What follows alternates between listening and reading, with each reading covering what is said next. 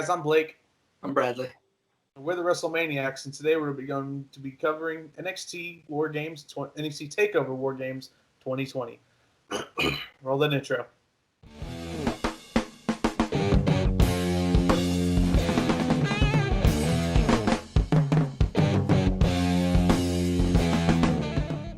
All right, first up, starting off the night, was the women's NXT War Games match between Team Shotzi, which was Shotzi Blackheart, Rhea Ripley, Ember Moon, and Io Shirai, versus Team Candice, which was Candice LeRae, Raquel Gonzalez, Toni Storm, and Dakota Kai. Okay, first off, the entrances, because she came out with some really badass gear. I love how when she took off the hood, she could just put it on the side of her, like it was supposed to sit there. Like, that was badass. And I'm loving that Ember's back in NXT.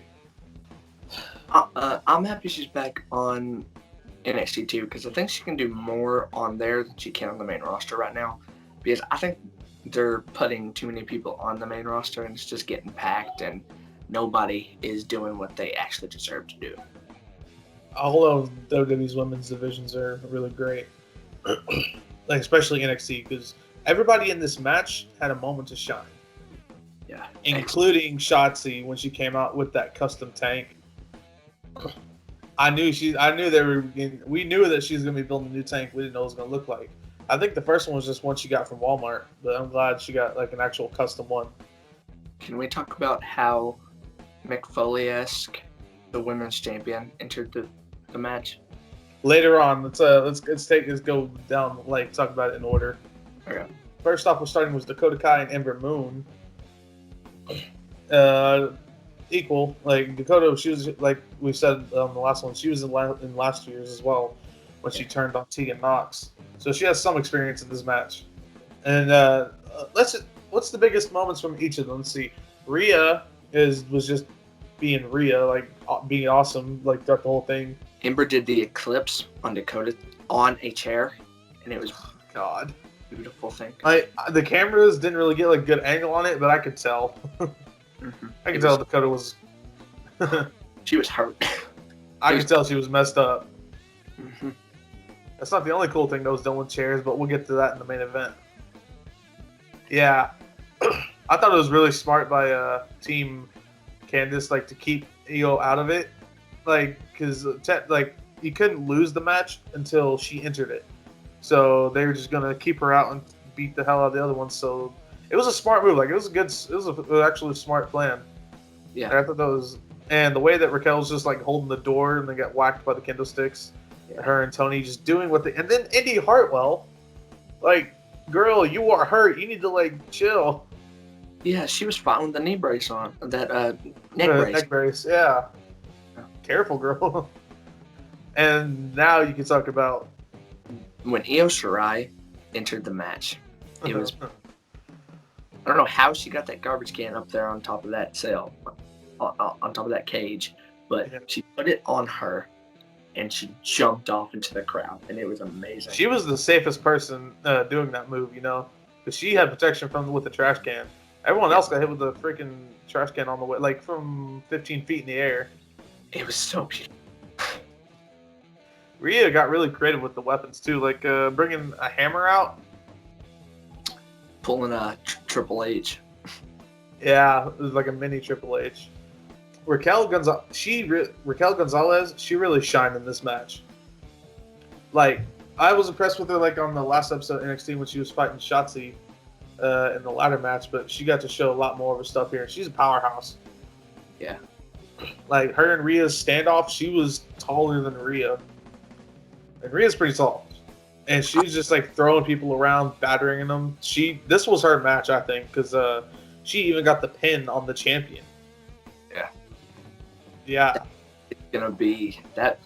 If they ever fight for the title, that's gonna be one hell of a match. I think that either Candice already had her shot. I think that Raquel's gonna be going after her next, considering that she got the pin on her. She has a claim to it now. That would make the most sense. And it'd be her time to shine. Let's see what she can do with the spotlight on her. I think that's the only way to learn is by trial by fire. Yeah. I was sad that Team Shotzi didn't get the win, but I don't think it's good. Yeah. I don't think it hurts anybody on Team Shotzi. I think it helps everybody on Team Candice in the long run, especially with like making a star out of Raquel Gonzalez. I'm sorry if I'm singing her praises too much, but she really impressed me that night. Next up was Timothy Thatcher versus Tomasso Ciampa. And if you guys watched our last video, you know how I felt about that segment. The way this match ended made me very happy. It made you happy? Why did it make you happy? Because Ciampa got the win? Yes. Even in defeat, Thatcher looked like a badass because I don't know if it actually happened. I know his ear was bleeding, but I think his eardrum got ruptured. Yeah. I knew going into this match that even though it was a standard one-on-one, that someone was going to get blood on them and bleed. And it's just like brutal, like how they were just grinding each other down. Like Ciampa, who also had like badass ring gear coming into this match. Yeah. Tomasso Ciampa is a psycho killer. Timothy Thatcher just grinds you down until you're nothing. And then those two just butting heads. Like on that night, like there was the possibility that this match was not I wouldn't say not live up to expectations, but get overshadowed by the War Games matches. I think this match stood out just for that because I liked how Ciampa just kept clotheslining him. He kept getting up, get up, knock down, get up, knock down, get up, knock down, repeat. Like there's like 12 clotheslines he hit him with, and he just kept getting up. He's tough. He's systematic, like the way he breaks you down. Like he doesn't try to win the match right away. He knows that if he in the long run, if he can just wear you down enough, that he's gonna get it. He didn't get it this time, but that's because he fought Ciampa. Hey, I like the little nod of respect that Ciampa gave him after the match, but Thatcher does not look done with him. No. I think they're gonna get another disqualification match at New Year's Evil. I hope so. I want to see these two men kill each other. Me I too. want to see a murder on live television. Watch ECW. Oh my god. Next up was Cameron Grimes versus Dexter Lumis in the strap match. And I gotta be honest, I was kind of disappointed with that match. It was overly long, it was subpar. It was like very, very few things that like made me excited about it, except the ending. Yeah. I didn't like the cheap shot at the beginning. You know, Cameron Grimes is a coward heel, so. Do you remember back when strap matches were touching all four sides of the ring? Yeah, I was watching some old SmackDown the other day. Yeah. What happened to that? I don't know. Was that how the Fiend Wyatt match was, or the Fiend Daniel Bryan match at the Royal Rumble this year was? Yeah. I guess this was just like you can't go nowhere. I guess I don't know. That I always that's a 4-corner strap match. Like this is like a 1-on-1 strap match. Okay, so there's different. Okay, there's just That's what I'm thinking because like I remember hearing like 4-corner match before. Like I said, like the match was boring to me, and that's no offense to the performers, but I just don't like how this match was. But I gotta say, I really loved the ending because like Lumis just wrapped that chair spot where he just like yanked him and he went ear first into the chair, and then he wrapped him up and made him tap. Yeah. Like the look in Lumis's eyes, he knew what he was doing. There's a reason why his name is Dexter. Have you seen the show Dexter? I had not seen the show, but I have heard plenty about it. Well, if you got the show, you would get that reference. Next up, we got a promo for Sting. Well, it looked like Sting. It was a promo for the Karrion Kross is coming back to TikTok. That's going to be awesome. Yeah. It might be as soon as this Wednesday, but I gotta say, not looking forward to it. I wasn't impressed by Karrion Kross at all. His music is great though, and I love Scarlett. But other than that, he's got to do. I know he's not really out to prove himself to like every single person, but to me, I'm not impressed by him at all. I don't think he should have taken the title from Keith. I don't think Keith should have gone to the main roster so soon without a plan. Yeah. just for him to get injured and relinquish it like the following NXT. Yeah. So WWE really knows what they're doing anymore. yeah, I don't think they've ever known what they're doing. They're just kind of flown by the seat of their pants. Yeah. It's still, I don't hate the guy, but I'm not impressed by him. Next up, we have Leon Ruff defending the North American Championship against Damien Priest and Johnny Gargano. And in my opinion, before War Games came out, before the male War Games match began, that was my favorite match of the night. I thought that was amazing. Oh, the North American title, yeah. And Leon, like, even though he's been improving for like the past few weeks, he really proved himself tonight. Yeah. Like, you could tell like Damien didn't want to hurt him throughout the match, but Leon didn't care. He was there to defend his title. Yeah, and Damien even told him during the match to stay away from him, not to come near him because he's after Johnny.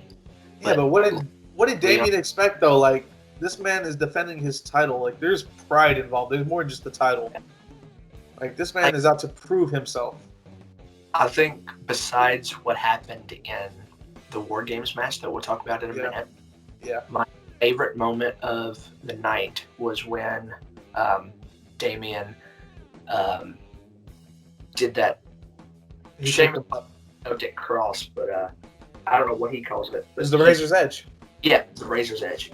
He razor's edged him through the barricade, and you could see the glass go down and everything go down. It was awesome. I think he just threw, like, overhead pressed him through it, pushed him through it. Okay, overhead pressed him. That would make more sense. Military press, whatever. Yeah. I haven't watched. I will admit to everybody fully, AEW is my show. I haven't really watched NXT in a long time, so. And I'm the one, I watch NXT. I haven't really watched much AEW, but there's room for both. Throughout this match, Leon was very slippery. Like, with his size, he was able to get away from them and just like this one sequence in particular where he was just dodging everything Damien was throwing at him. And then he did the same thing with Johhny. Like, I thought Johhny was slippery back when he was with Ciampa. Yeah. But Leon, Leon, just like Lio Rush, he was just like dodging and bobbing and weaving, getting out of there. I don't know what it was about that match. I just thought it was phenomenal. Yeah, it was great. And I will say that each man got like their moment to shine. Johhny being the coward heel, Damien being the very agile powerhouse, and then Leon just like defending, Bob and Weaving, trying to defend his title. I didn't like how many times like after Priest would hurt him, he would stop and see if he was all right. He's gonna get hurt. It's a match. Yeah, but I think they did it because of how scrawny and stuff he is. That's like probably part of the story. Like, yeah, so that's what I mean. Like, as part of the story, like Damien trying to check up on him. He's a wrestler. He's signed to the company. He knows what he's getting into when he's doing those matches. Just like Eugene back in 2004. Remember him on Raw? Like, every time he'd be in a match and like, let's say with like Chris Benoit would like go over the say, I'm sorry. This is what he signed up for. Like this has been said before. This ain't ballerina. You're gonna get hurt. Yeah. And Leon, he know full well going into there, and he still kept fighting. Like when he got taken out early on, then he came back because he's defending his title. Yeah. And while he was gone, like you can see the chemistry that Damien Priest and Johnny Gargano have with each other. That match was great.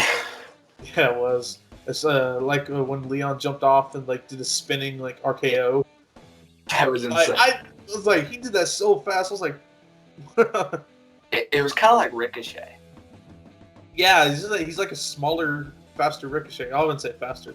Ricochet's pretty fast. He's a smaller Ricochet, and that's not bad company to be in. And of course, Johnny had his ghost face jump in. They're probably leftover members from Retribution, but the main master one turned out to be Austin Theory. I was wondering when he was going to show up again. I mean, I'll admit, I didn't see that coming. I mean, I didn't either. Especially how long last time we'd seen him, he was getting squashed by Bronson Reed. And then he had to pull off the hood and say that line, "It was me, Austin. It was me all along." Or, "It was me, Austin. It was me all along." Well, I can't believe he pulled some higher power BS out of that. I mean, you would think it's $1 billion, probably $1 trillion company. They could hire some better writers than that. I love the line. I can't lie. I thought it was so cheesy. It was good. Like, that was so bad. It was good movies. But it's just bad. Yeah. And finally, in the main event, we got the War Games match from the men, which was Team Undisputed Era, which was Adam Cole, Bobby Fish, Kyle O'Reilly, Roderick Strong, versus Team Pat McAfee, which is Pat McAfee, O'Neal Lorcan, Danny Burch, and Pete Dunne. And I love that they chose O'Reilly to start this out because they know that he is the Iron Man of that group. He can go the longest and take the most punishment. We learned that from his match with Finn Balor, TakeOver 31. Now, my opinion, I think, personally, Pat McAfee stole that match. Oh yeah, like he's proven that he's there. Like I was saying that his character is such a fit for wrestling, and he's got the wrestling to back it up. I'm not mad that he's here. Not like other people. Now, I think both of us talking about it last week, Saturday when we did that video, we called him jumping off the top of the. Yeah, we knew he was gonna do it. We were like, yeah. He's so big. Like when he was up there, he didn't look like he was that high up because of how big he was. Yeah, it scared me though because I was like, he's still new. I know he knows what he's doing. If he messes up, something's gonna go wrong. Yeah.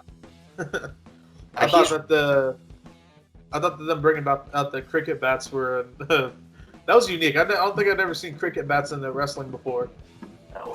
And those things are thick wood, so you know they hurt. Yeah. And of course, Pat McAfee pulling the Dudley Boys from 2015, having the named tables.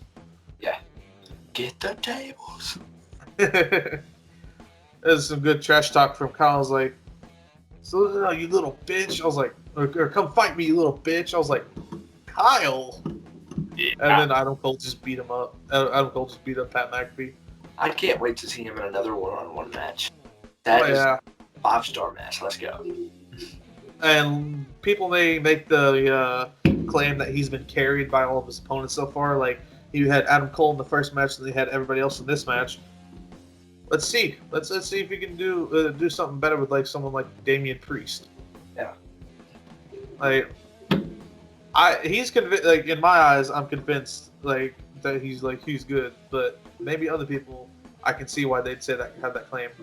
And I can say that this looked more like a street fight than anything else. Like when everybody was in there, street fight basically. I have an argument for that. If they tell you he's not a good wrestler, you say, well, can you get up on top of a how many ever foot cage and jump off into a bunch of people? No. Can you do what he did at like TakeOver 30 whenever he jumped, like just clear jumped from the bottom to the top and superplexed Adam Cole? Yeah. He's got the agility being a former NFL player. Just because you haven't seen him in a lot of matches and just because you don't know what he can do does not mean he's not good. You just have to learn and watch him. Exactly. He showed some real resiliency whenever he was like in the submission for like however long he was, and then he kicked out of the Panama Sunrise. Like what?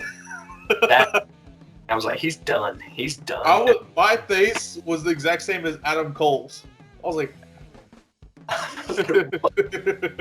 dude, my dad. Oh my god. My dad lost it. Oh, he did? He's like, that's BS. Like, that shouldn't happen. That's great. I think maybe my favorite spot of the match, or I guess I call them spots, was when O'Neal Lorcan and Danny Burch and I think Pete Dunne were all trapped behind the steel, and they just kept ricocheting and hitting them, and like one after the other, Strong, O'Reilly, Fish, Cole, Strong, O'Reilly, Fish, Cole. Like, that went on for so long. I loved it because they got the crap beat out of them. I was looking at some photos. Oni was like pressed up against the cage. It was like not cutting into him, but it was really pressing into his skin. Those boys are insane. God. The War Games match of the last few years belongs to the Undisputed Era because they walked out with the win. Haven't they been in every War Games match since it came back? Yes, they have. Dang. I like to see them versus the Hurt Business. Yeah. In a War Games match. The whole, move them to the main roster and do a War Games match on the main roster for the first time and put them against, Retribution or somebody. Oh, yeah. 4-man team. And, of course, I said that was probably my favorite spot. I think I have a better one because I was just looking at my notes. The bitter end on the chair. Oh, my God. That was so stiff. I can't even imagine. There was no protection. Oh, wrestling's fake. There's nothing faking getting hit in this, driven to a steel chair on your sternum. No, that hurt, man. Oh my God. Oh my God. I don't know how the hell Adam Cole was alive after that match, but they were looking rough. Kyle was looking the roughest because he's been in there since the beginning. If you see a picture of them holding up stuff, he's just like, yeah.